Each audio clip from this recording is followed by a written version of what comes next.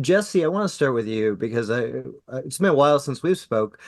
Um, what was the appeal to you? Because this is such a powerful film. I was really, I went in, I hadn't even watched the trailer, and I was so moved by this story.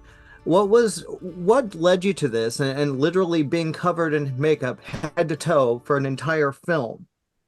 Yeah, well, no, thank you for saying that, and nice to see you again. The thing that drew me to this was just you never see or read a movie that is so unusual and so good. Usually those things are separate. Usually something's great because you've seen it before and now they're doing it in this perfect way, or something that's so unusual, but it's going to be hard to like kind of watch this for more than 5 minutes because it's such a weird novelty that doesn't sustain. And this was just amazing. I had never read anything like it. Something that is this crazy premise, which is that you're not following a human being looking for a Sasquatch, rather you're following the Sasquatches, and then just having this amazing experience with them. They're funny, they're emotional, they're loving, they're angry, they're all the things that we are, but just skewed a little bit. And I just thought it was the most amazing thing. And I told the brothers who I've been friends with for years, I'll do whatever I can to try to help get this made because it just seemed like such a long shot. It was so perfect. And you always think these perfect things have just so much trouble actually getting made. Well, yeah, especially in this age when it's not a sequel, a remake, or whatever. Exactly that. Yeah. Riley, good to see you again as well. I'm always blown away by the choices you made, whether it's Mad Max Fury Road, whether it's Zola. This is just an incredible performance from you. What was it like for you to step into this Sasquatchish skin, I I guess? I mean, in hindsight, it was amazing and perfect, and I loved it. And on the day, it was really challenging, like physically challenging. But like this is kind of like my dream job. Like I love this so much. So, um, I think that the more unique the character I get to play, the more fun it is. And it was just, I don't know, there was so much about it I loved. It was magical and so unique. And you're kind of get to create a character because there's not really like a prototype. So it was just like there was so much freedom in that as a performer. And yeah, I just loved it. Ah, so good. Christophe, again, another great performances. These are all so good. There's more humanity in this film than a lot of movies that praise their humanity. What was it like for you kind of finding your route with this? Yeah, thank you so much for those kind words. I, I'd worked in a lot of creature costumes before, with prosthetic stuff and a lot of just like foam in front of my face, like animating characters. This one was definitely the most challenging because the emotion really needed to come through the face and the eyes, and the gestures were not supposed to be human. They were supposed to be this mark between human and ape, and yeah, it was challenging. I mean, the suits, the costumes were so tight on our bodies, and it was two costumes. It wasn't just one. We had a musculature suit and then a fur suit on top of that, different kinds of feet, hands, prosthetic teeth. And so, I mean, we were completely transformed as soon as, you started with makeup until 2 hours later when you were finally, fully a Sasquatch. And so, yeah, it's tough to have stuff glued to your face all day for 4 weeks. That's a challenge in itself. And but yeah, I mean, there's no way I wouldn't have wanted to do this. This was such a fun time and such a unique and amazing character to play. I can imagine. No, I spoke to the brothers, and they talked about. I asked them about their directing style, how they balance between themselves, finding the right momentum as directors, as filmmakers working together. They said they would be better to ask you guys. So I'm asking you, what made them work so well with this particular project and this story? I guess, Jesse, let's start with you. Well, one of them was a Sasquatch. This was incredibly helpful. There's like a famous That's story. what I thought. Yeah, there's a famous story of Jim Carrey on The Grinch, and like he was having like a mental breakdown because he was behind this prosthetics for so long, which we can now understand that feeling. It can make you like crazy, it's claustrophobic and all this stuff. Anyway, so like, but there was like a day that Ron Howard came in, who was directing the Grinch movie, and like put himself in the makeup, and it was like this great feeling of commiseration that like, okay, I'm going to do it too. And so we had that every day. One of our directors was was in the costume, so he could at least understand what we were going through and understand like the taxing like physical process it was. And so that was great. The downside of that, of course, is that like his character's not exactly in the whole movie, and so like there were a lot of days where he was just on set, and I think there was probably maybe more resentment on those days that he got to stand by in his civvies. Actually, I want to jump into this because what I really loved about the film, again, was I felt like in a weird way, I was watching like one of those really impactful like nature documentaries where you're like at the end, you're like, no, they're gonna kill us, that you're breaking your heart. Talk about building the family dynamic with no words, just grunts and physicality. Riley, Christoph, for both of you, I'd love to hear about that. Especially Riley, you go through some pretty interesting stuff through this film. Yeah. I think that like in the script you have these like really kind of big pivotal moments, and I think with each other, and I think it's kind of like working backwards from those, and in terms of figuring out what their relationships would be like, like knowing that in the beginning I have this strange relationship with the alpha, and then he dies, and then it's so there's all these like big moments, and then it's like figuring out what our dynamics then become as well, like because then Jesse sort of tries to step up and take over, and I think that it's just like you have to kind of like it's funny because you have like so much to work with, and yeah, so it's kind of like working back from all these big moments and going, okay, well, if he was, not the alpha male this whole time, I don't think I would hold him in such high regard. So I don't think I would be like, just kind of like figuring out what the dynamics are, I guess, between us all. Yeah. For sure. Yeah, I could see that. Christoph, what about you? Yeah, well, we had a Sasquatch boot camp that really helped us to kind of embody the Sasquatch, and we watched a lot of ape videos that David and Nathan sent over to kind of get us out of just these human, these regular human motions that we have. One thing about the script too that I thought was really helpful for me anyway, to just get out of this. Like sometimes I think scripts have these guidelines that want to keep you in a certain amount of reaction or whatever. There were portions of the script that would just say, and this is absolutely absurd, and it's absolutely ridiculous. And I think that was really freeing because it allowed you to think, this isn't a human thing. Right. It's very real what we have to do, but also it's ridiculous. So we can make that. We can blend that with how we're supposed to be as Sasquatches, and the audience is really supposed to see something absurd and ridiculous in that moment. Well, I mean, human beings are in general pretty absurd and ridiculous. I mean, let's be real. For sure. Yeah, Jesse, what about you? I mean, what have you taken from this, the experience? It just seems so profound to me.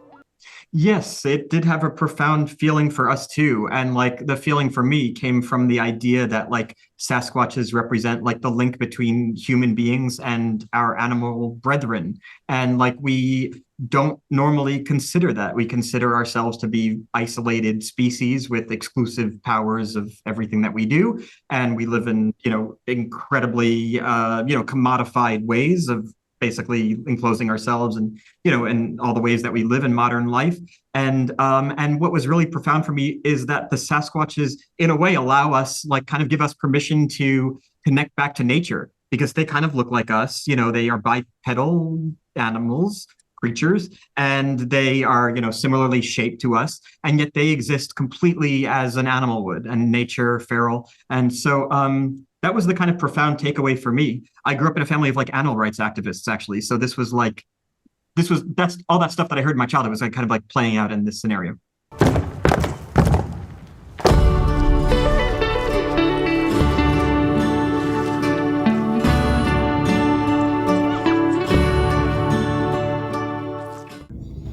was so transformed. Like this blew me away because like no, they're Sasquatches. This is what I'm watching, and then I was so moved.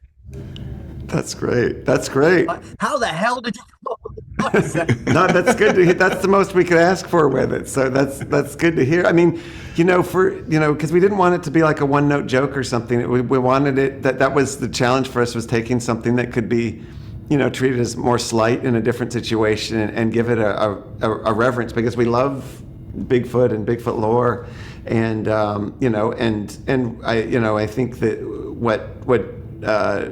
we've been obsessed with Bigfoot since we were kids, and I think part of it is the same reason that a lot of other people connect with it is the way it kind of represents this, a missing link, or kind of the gray area between human and animal behavior, and represents our connection to the natural world, and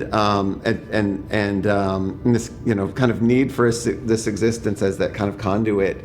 And so in doing that, we really wanted to, and it's a good gateway then to explore like all facets of the human condition, from the more absurd lowbrow stuff to the more poignant nuanced moments.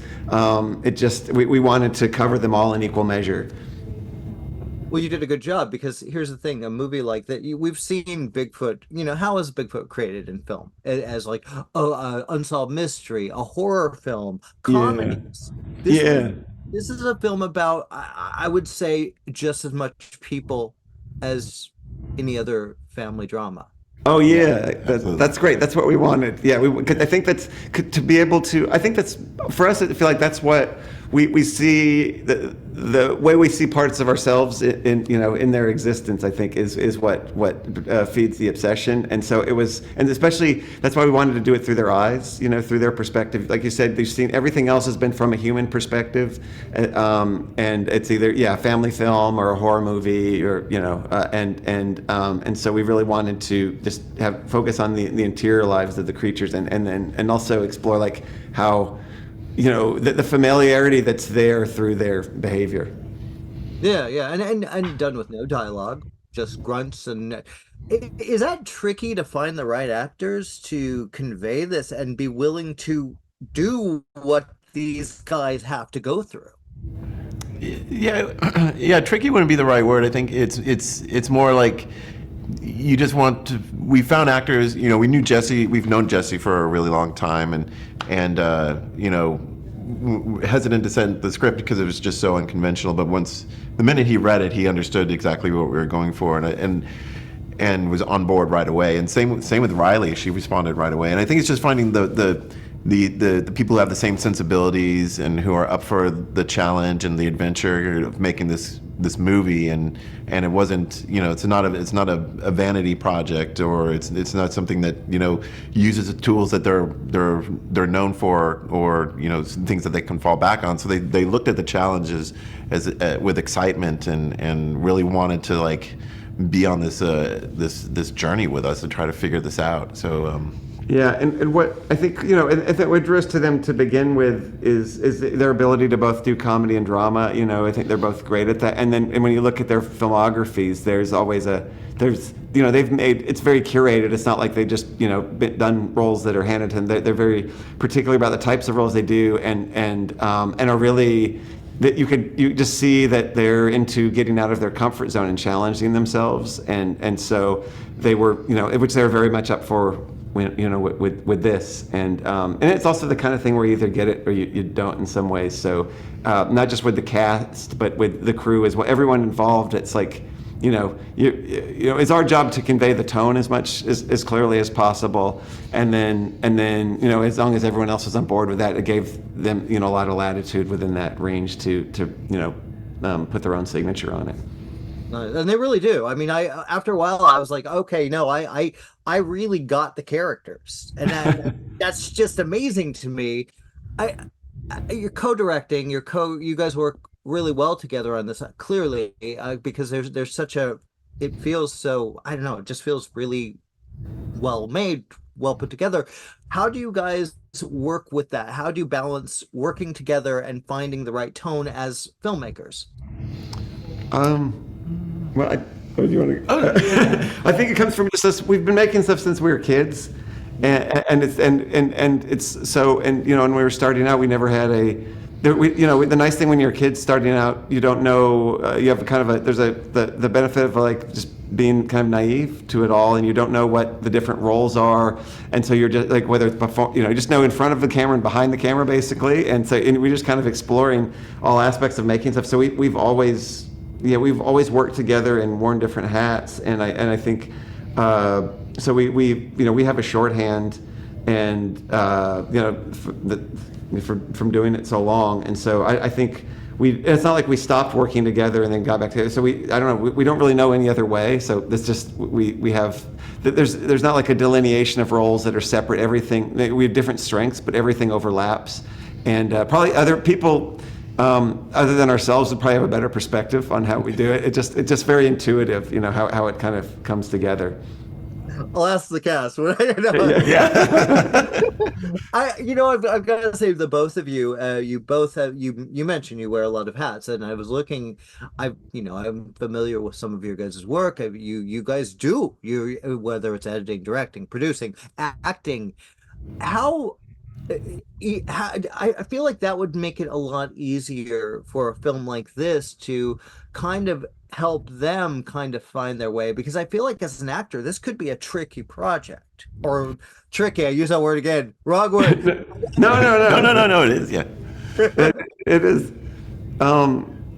Yeah, I think, you know, our job as filmmakers is to convey the tone that we're going for, you know, especially with something like this, and then in addition to that, it's their job to be able to communicate the tone to the rest of the people, so that you know, there's because there's lots of movies that are made where there's like 5 different versions of the film being made at once, you know, just due to lack of communication or whatnot. So for us, it's just, especially with something like this, where like there's not, you know, like Nathan was saying, there's not an easy comp for it. You know, just having everyone on the same page is essential.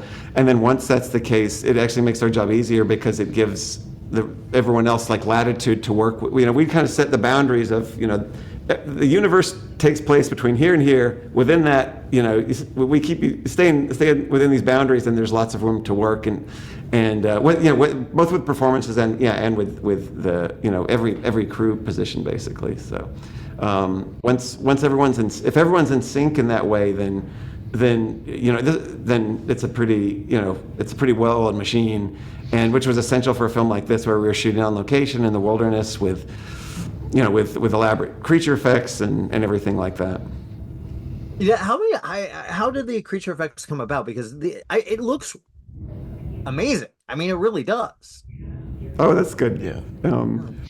Yeah. Oh, we one of our producing partners was this company Square Peg, which is Lars Knudsen and Ari Aster, and Ari's our effects guy had worked on Ari's films doing his effects work, and that's how we got in touch with him. And his name is Steve Newburn, and he's great. He's been around for a while, and you know, he loved the idea of doing a Sasquatch movie where it's 4 complete head-to-toe costumes that are in every frame of every shot, and the challenge of that, because usually these creature movies, those characters are kind of off to the side, or they're showcased just for a little bit, or they're, you know, we were shooting in natural light and all the things that are and out in the elements, and those are all the things that make his job 1,000 times harder, you know.